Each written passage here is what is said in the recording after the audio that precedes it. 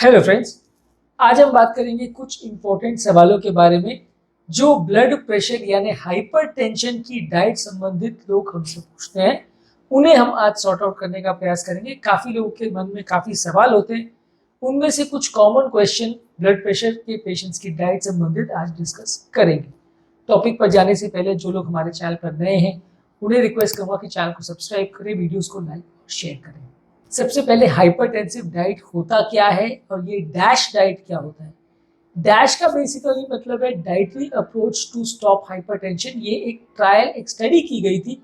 इसमें कुछ dietary recommendation किए गए थे, जैसे कि फल को ज़्यादा लेना, सब्जी को ज़्यादा लेना, होल ग्रेन्स को ज़्यादा लेना है, यानी जो ग्रेन्स के ऊपर उनका कवरिंग नहीं निकाला जाता है, यानी कोटेड ग्रेन्स होते हैं, जैसे कि होल व्हीट, ब्राउन राइस और ओट्स, बार्ली, क्विनोआ, ये सारी चीज़ों में ऊपर में उनका फाइबर लेयर कोटिंग रहता है। ये चीज़ों को ज़्यादा खाना, फैट फ्री प्रोटीन्स खाना और लो फैट डेयरी प्रोडक्ट्स खाना, ये सब चीज़ों को मिला के उन्होंने एक डैश डाइट का कॉन्सेप्ट बनाया था, जिसमें कि एक्सरसाइज करना, नमक कम रखना, एक पूरी लाइफस्टाइल को डिस्कस किया था।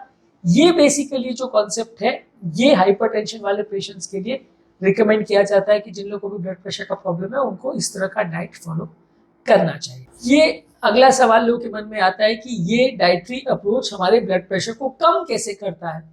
बेसिकली ये डाइटरी अप्रोच में हम एनकरेज करते हैं कि पेशेंट नमक रहित या कम नमक वाला खाना खाए। ये सारा खाना उनके वजन को कम करने में भी मदद करता है।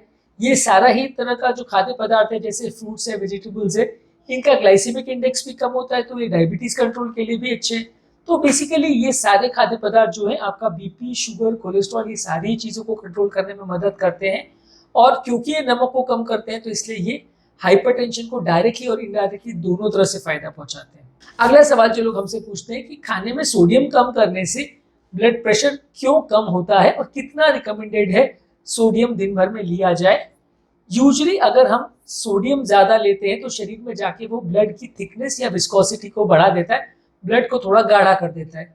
जब ब्लड की थिकनेस और विस्कोसिटी बढ़ जाती है तो ब्लड ज़्यादा पानी एब्जॉर्ब करने लगता है, यानी आसपास से वो ज़्यादा पानी अंदर लेने लगता है।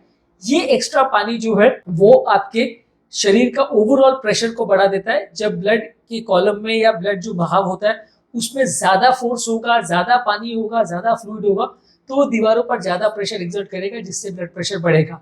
जितना ज़्यादा फोर्स वो दीवार पर एक्सर्ट करेगा उतना पेशेंट को हाइपरटेंशन होगा। इसलिए शरीर में नमक आप ज़्यादा लेते हैं तो वो सिर्फ नमक ही अंदर नहीं जाता, साथ में शरीर का वॉल्यूम भी बढ़ जाता है, पानी का वॉल्यूम बढ़ जाता है, ब्लड का वॉल्यूम बढ़ जाता है और ओवरऑल नलियों पर पड़ने वाला फोर्स बढ़ जाता है, जिसकी वजह से लोगों को ब्लड प्रेशर का प्रॉब्लम होता है। ज़्यादातर जो रिकमेंडेड है वो 2300 मिलीग्राम पर डे नमक रिकमेंडेड है, यानी 2.3 ग्राम्स पर डे, जो कि एक छोटा चम्मच से भी कम है। और इसमें आपके खाने पीने में डाला जाने वाला नमक, आपका सब्जियों में डाला जाने वाला नमक, आपका सलाद में डाला जाने वाला नमक और एक्स्ट्रा जो आप खाने में ऊपर से भी लेते हैं टेस्ट बढ़ाने के लिए, वो सब नमक इंक्लूडेड है। ये नमक मिला के 2.3 ग्राम्स होना चाहिए, जो कि मैनेज और मेंटेन करना बहुत मुश्किल है। ऐसा इसलिए है क्योंकि हमारे नॉर्मल इंडियन डाइट में वैसे भी 8 से 12 ग्राम नमक होता है।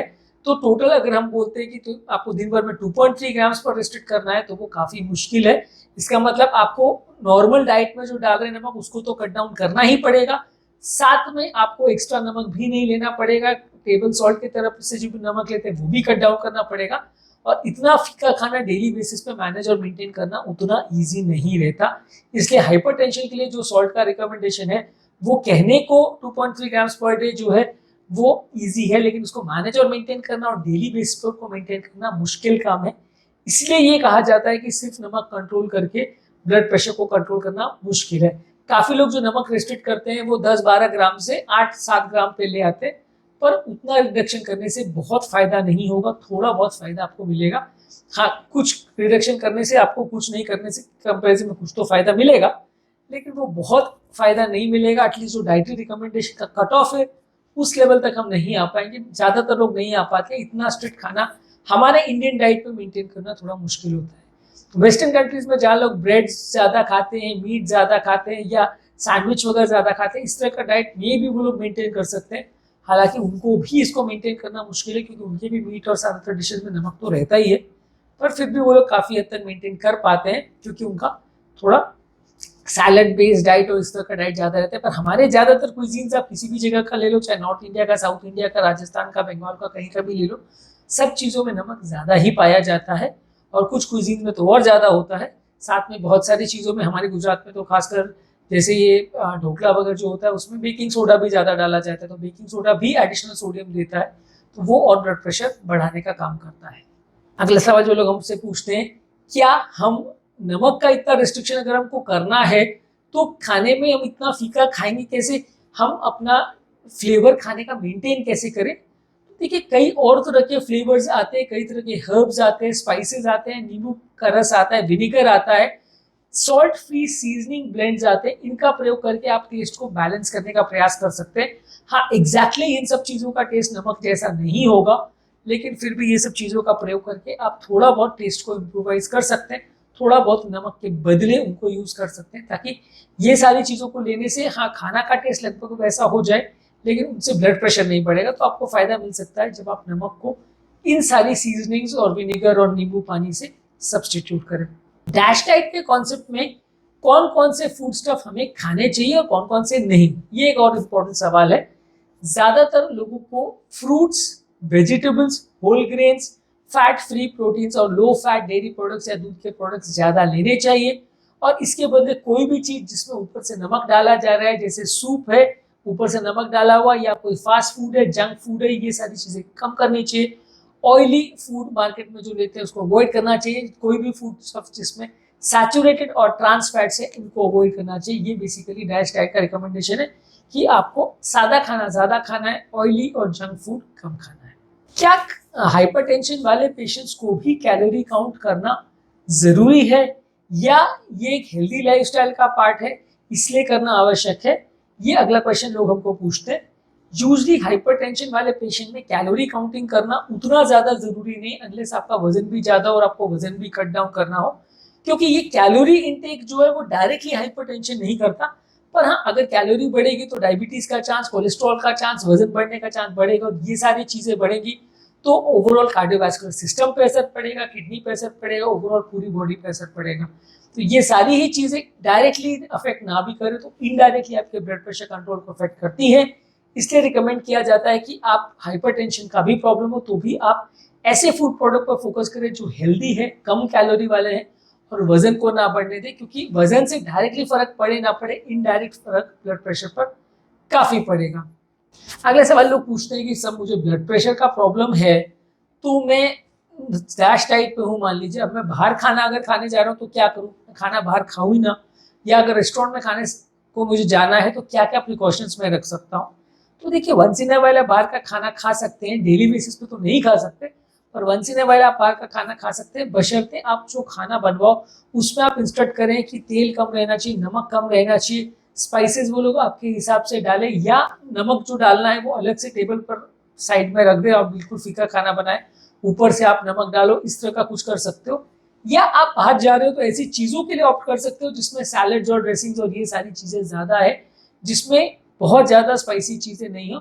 तो यानी आप अपना फूड सिलेक्ट करिए, और अगर पॉसिबल है तो बनाने का तरीका को भी थोड़ा बहुत गाइड कर सकते हैं। हालांकि देखिए प्रैक्टिकली बाहर ऐसा करवा पाना मुश्किल है।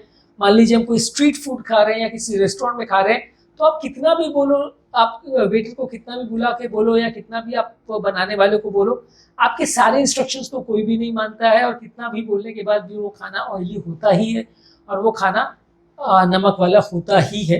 लेकिन फिर भी थोड़ा बहुत अगर आप पॉसिबल है तो उसको कंट्रोल कर सकते हैं। पूरी तरह से कंट्रोल करना प्रैक्टिकली नहीं है पॉसिबल, लेकिन आप खाने में और अपने फूड के चॉइसेस में चेंज कर सकते हैं कि आप ऑर्डर ही ऐसी चीज़ करें जो कम नमक वाली आती है, तो फिर आपका नमक का उतना ओवरशूट नहीं होगा। अगला क्वेश्चन लोग पूछते हैं कि अगर मैं हाइपरटेंसिव डाइट पर हूँ तो कितना जल्दी मुझे ब्लड प्रेशर रिलेटेड चेंजेस देखने को मिलेगा। लोग बोलते हैं साहब मेरा ब्लड प्रेशर आज पहली बार 160 आया तो मैं क्या कुछ दिन बगैर दवा के चला सकता हूँ। देखिए यूजली हम रिकमेंड करते हैं कि अगर ब्लड प्रेशर काफ़ी ज़्यादा है तो आप दवा साथ में स्टार्ट कर दिए, क्योंकि हाइपरटेंशन रिलेटेड डाइट का चेंजेस आने में कुछ हफ्ते या महीने लगता है। आपको अगर वजन कम करने भी बोला जाए या आपको फूड वेजिटेबल के डाइट पे आना जाए बोला जाए तो भी आप 24 घंटे में बीपी कम कर लोगे, वैसा मुश्किल है। ये सारे ही चेंजेस को अपना इफेक्ट लाने में लगभग कुछ हफ्ते या महीने लगते हैं। इसलिए रिकमेंडेड ये होता है कि पहले आप दवा के साथ उनको फॉलो करिए, फिर जैसे जैसे आपका ब्लड प्रेशर कम होने लगेगा तो आप धीरे धीरे करके दवा को विड्रॉ कर सकते हो, डाइट और लाइफस्टाइल चेंजेस पर कंटिन्यू कर सकते हो। मान लीजिए आप वो अचीव नहीं कर पाते हो तो फिर दवा को कंटिन्यू रखने के अलावा और कोई ऑप्शन नहीं है, तो वैसे केस में आपको दवा भी कंटिन्यू रखना पड़ेगा। हाइपरटेंसिव डाइट से रिलेटेड लोग पूछते हैं कि क्या मैं डैश डाइट पे हूँ तो क्या मैं एक्सरसाइज कर सकता हूँ कि नहीं, एक्सरसाइज करने में क्या प्रिकॉशन रखने की जरूरत है और क्या एक्सरसाइज मेरे डैश डाइट के जो कॉन्सेप्ट है उसको सपोर्ट करेगी क्या। तो डेफिनेटली एक्सरसाइज करने से आपका वजन कम होगा, एक्सरसाइज करने से ब्लड प्रेशर कम होगा, बॉडी का इन्फ्लेमेशन कम होगा, इसलिए डैश डाइट को कॉम्प्लीमेंट डेफिनेटली आपका एक्सरसाइज करेगा। और ये काफ़ी हद तक सेफ भी है कि अगर आप एक्सरसाइज करो तो बहुत ज़्यादा ब्लड प्रेशर का वेरिएशन यूजली एक्सरसाइज में नहीं आता, एक्सरसाइज के दौरान थोड़ा ब्लड प्रेशर बढ़ता है फिर कम हो जाता है, इसलिए ज़्यादातर एक्सरसाइज का पॉजिटिव इफेक्ट ही होगा, कुछ सिग्निफिकेंट ऐसा नेगेटिव इफेक्ट नहीं होने वाला। तो ज़्यादातर लोग अगर एक्सरसाइज करेंगे साथ तो कुछ ना कुछ उनको फायदा ही मिलेगा, नुकसान नहीं मिलेगा। इसलिए रिकमेंडेड है कि जो लोग भी अगर हाइपरटेंसिव डाइट पर हैं तो उनको साथ में एक्सरसाइज करना ही चाहिए। और एक्सरसाइज में क्या करना चाहिए, वॉकिंग, रनिंग, जॉगिंग, योगा, प्राणायाम, स्विमिंग, डांसिंग, जो भी तरह का एक्सरसाइज आप करना चाहें, जो भी एरोबिक एक्सरसाइज है, विगरस एक्सरसाइज है वो करिए। और अगर आप ये कर भी रहे तो बहुत धीरे धीरे मत करिए, जितना पॉसिबल हो ब्रिस्कली करिए, तो आपका वजन भी कम होगा और आपका ओवरऑल स्टैमिना भी बढ़ेगा और ब्लड प्रेशर भी कम होगा। तो आज के टॉपिक में हमने कुछ इंपॉर्टेंट क्वेश्चंस पर बात करी जो हाइपरटेंशन संबंधित डाइट के बारे में लोग हमसे जानना चाहते हैं। इसके अलावा भी और कुछ सवाल है जिसको हम सेकंड वीडियो में या सेकंड पार्ट में इस टॉपिक के लेंगे। आज का वीडियो का ऑलरेडी काफी लंबा हो गया, तो सेकंड पार्ट में कुछ और क्वेश्चंस को हम डिस्कस करेंगे। उम्मीद करूंगा कि आज के टॉपिक में कुछ नई बातें जानने को मिली होगी। जो लोग हमारे चैनल पर नए हैं उन्हें रिक्वेस्ट करूंगा कि चैनल को सब्सक्राइब करें, वीडियोस को लाइक और शेयर